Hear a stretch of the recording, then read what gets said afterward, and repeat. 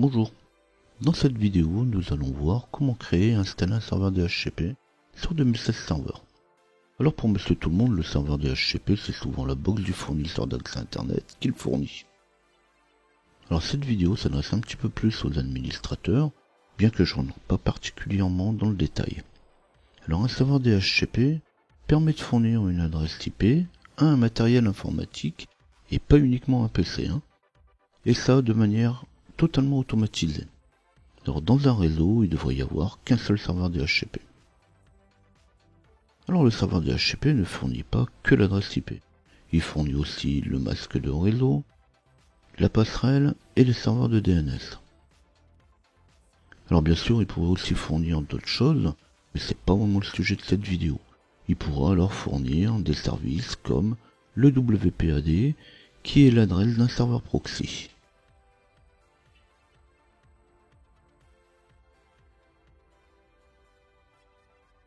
Alors comme tout serveur, on va commencer par lui donner une adresse IP fixe. C'est justement la bonne occasion pour ceux qui n'ont que quelques notions sur le réseau de voir ce dont on a besoin pour avoir une adresse IP correcte. Alors on va donc ouvrir le centre de réseau et de partage, sélectionner et modifier les paramètres de la carte. On choisit alors la carte qui correspond au réseau. Et puis dans les propriétés, on va aller modifier les paramètres.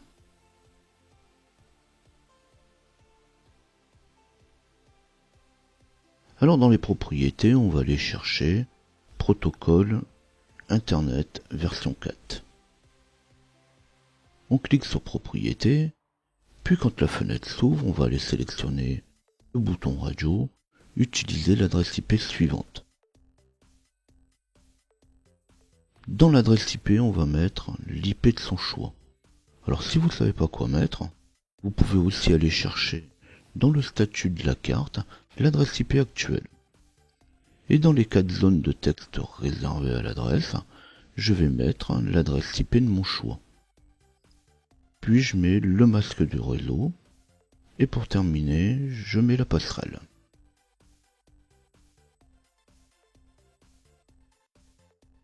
Dans la zone réservée au serveur de DNS, je vais mettre les DNS habituels. Alors on peut les mettre suivant votre fournisseur d'accès, ou sinon vous pouvez mettre aussi des DNS publics. Je coche valider les paramètres en quittant. Puis je ferme la fenêtre. Et je ferme les différentes fenêtres de paramètres réseau, puis on attend que la nouvelle adresse IP se mette.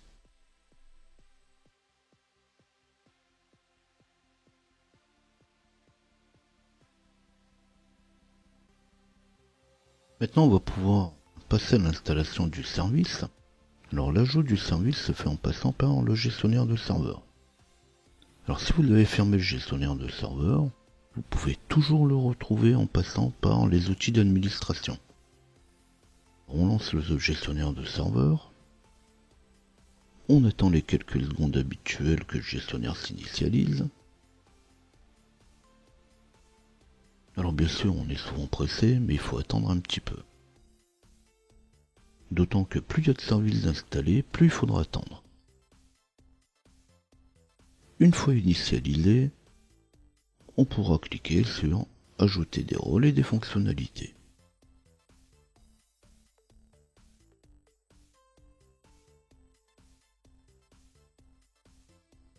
Alors on va passer la fenêtre habituelle de présentation. On laisse le bouton radio son installation basée sur un rôle ou une fonctionnalité. On sélectionne le serveur local. Puis dans la fenêtre des sélections des rôles, on va aller cocher l'installation d'un serveur DHCP.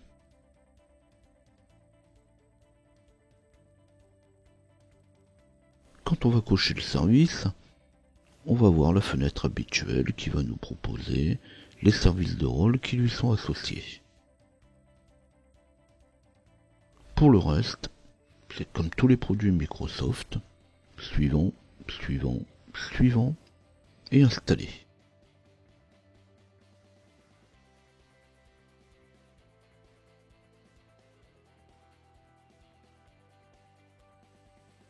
On attend quelques secondes que le serveur s'installe. Pour les personnes pressées, on pourra aussi fermer l'assistant et passer à autre chose en attendant de pouvoir finir de configurer le serveur.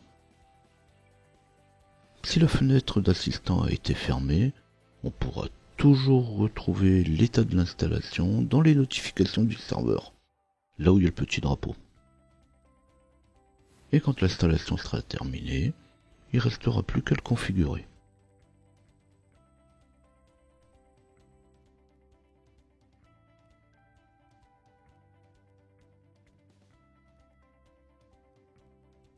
Pour configurer le serveur ou modifier les paramètres, on pourra passer soit par les outils du gestionnaire de serveur, ou sinon passer directement par les outils d'administration.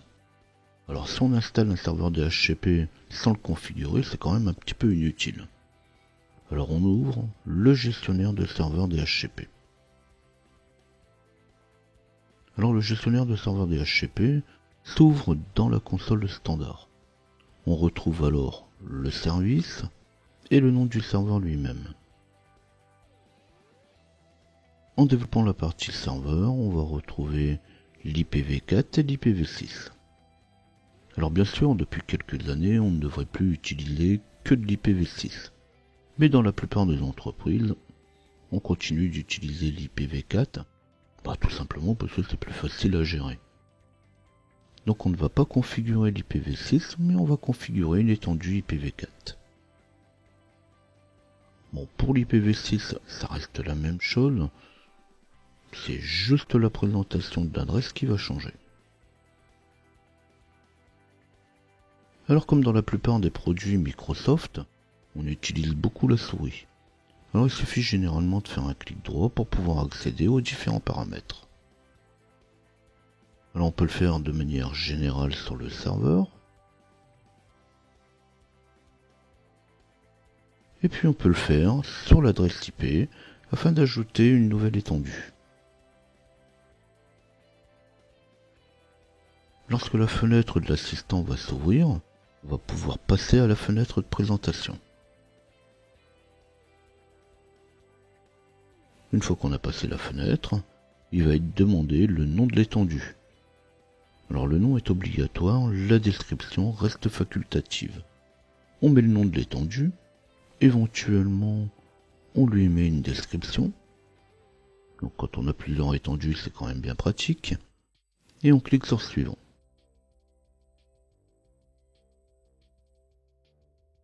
Dans la fenêtre suivante, il va être demandé une plage d'adresse. Alors je suppose si vous installez un serveur DHCP que vous avez déjà quelques notions sur le réseau. Alors on met donc la première adresse qui sera fournie par le serveur, puis l'adresse la plus élevée.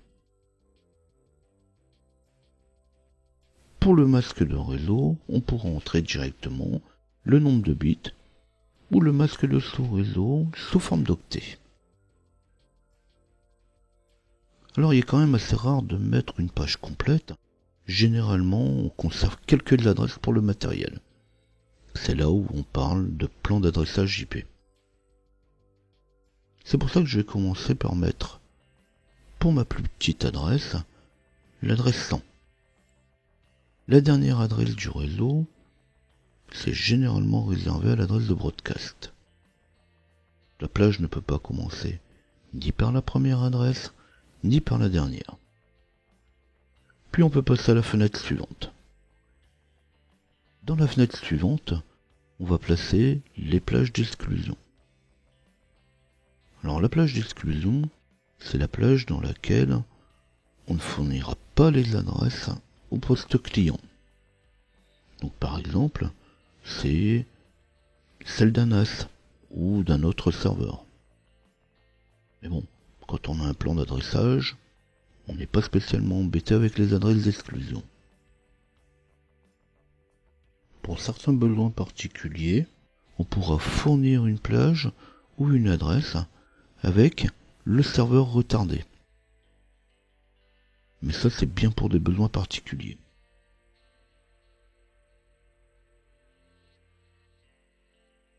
La fenêtre suivante propose le bail de l'adresse. Alors le bail d'une adresse, c'est pendant combien de temps cette adresse va être fournie à une même machine. Alors certaines entreprises vont placer le bail à la date maximum sur laquelle on peut le fournir. Ce qui va nous donner une pseudo-adresse fixe. Alors on peut faire aussi de l'adresse fixe en fixant tout simplement les adresses en fonction de leur adresse MAC. Alors la durée d'un bail, c'est une question de choix. Dans le cas d'un serveur WDS, par exemple, 1 heure va largement suffire. L'adresse d'un serveur où les machines changent relativement souvent, une journée pourra être pas mal. Après, on passera à 1 semaine pour un réseau d'entreprise normal. Alors à l'étape suivante, il va être demandé si on veut configurer les options avancées. Alors comme tout à l'heure, pour une adresse, il faut aussi configurer la passerelle, on l'a vu, et puis rajouter, pourquoi pas, les DNS. Donc les options avancées, c'est souvent indispensable de passer par là.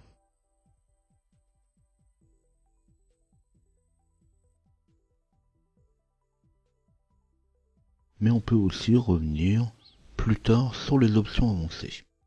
Ici, je vais choisir de les configurer tout de suite. Alors dans la fenêtre suivante, il va m'être demandé l'adresse IP des routeurs. Alors le rôle de routeur, c'est de passer d'un réseau à un autre. C'est donc aussi le rôle de la passerelle. Donc routeur ou passerelle, c'est la même chose. Alors généralement, il n'y a qu'une seule passerelle dans un réseau. Mais pour les réseaux un petit peu plus compliqués, on pourra en avoir plusieurs. Donc je place donc dans la fenêtre l'adresse de ma passerelle et je clique sur suivant. Dans la fenêtre suivante, il va m'être demandé d'ajouter les serveurs de DNS. Alors étant donné que j'avais placé une IP fixe au début, il a récupéré directement les adresses de mes serveurs de DNS. Sinon, on peut très bien aussi les rajouter manuellement. Si vous avez un réseau très rapide, il est parfois intéressant d'ajouter d'autres serveurs de DNS supplémentaires. Si le premier répond pas assez vite, il suffira de s'adresser au second, et ainsi de suite pour les autres. 3 serveurs de DNS, c'est bien. Pour les grands réseaux d'entreprises qui ont de la fibre, eh bien, on pourra aussi utiliser 4 voire 5 serveurs de DNS. Alors pour les réseaux les plus évolués, on pourrait aussi ajouter un domaine parent. Alors ici j'ai mis loisel.loc, mais bon, vous pouvez mettre aussi ce que vous voulez. Et je clique sur suivant. Alors la fenêtre suivante concerne les serveurs Wins et les serveurs NetBIOS. Alors le serveur Wins et le serveur NetBIOS, ce sont les anciennes appellations des noms de machines avec les noms courts. Alors aujourd'hui, c'est quasiment plus utilisé. Pour terminer, il est demandé si je veux activer l'étendue. C'est toujours la même chose. Si je crée une étendue, c'est pour l'utiliser. Mais aussi, on pourrait très bien vouloir l'utiliser ultérieurement.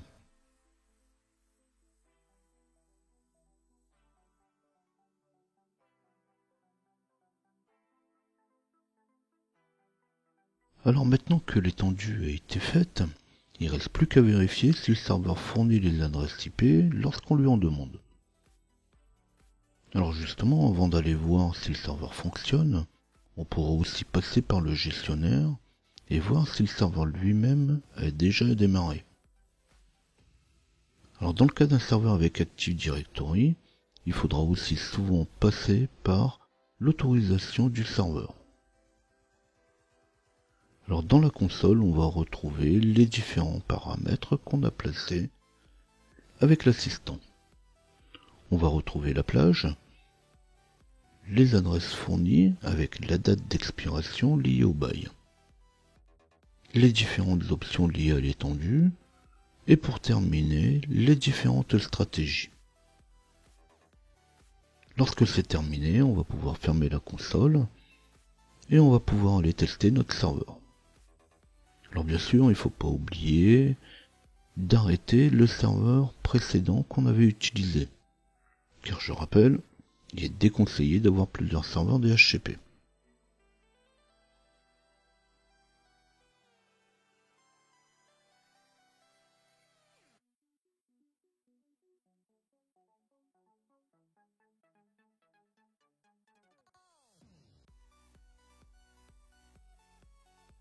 Alors j'en ai parlé que très rapidement tout à l'heure, mais on peut créer plusieurs étendues ou plusieurs plages pour un même réseau.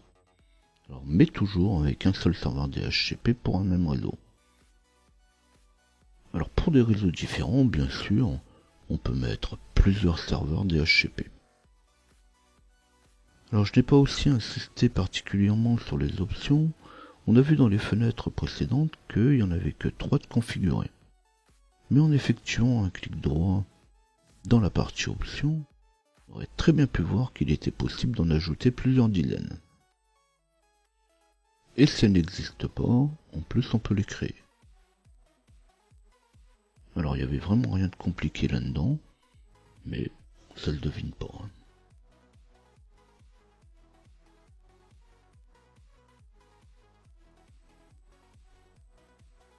Suivant que cette vidéo vous aura intéressé, pensez à liker.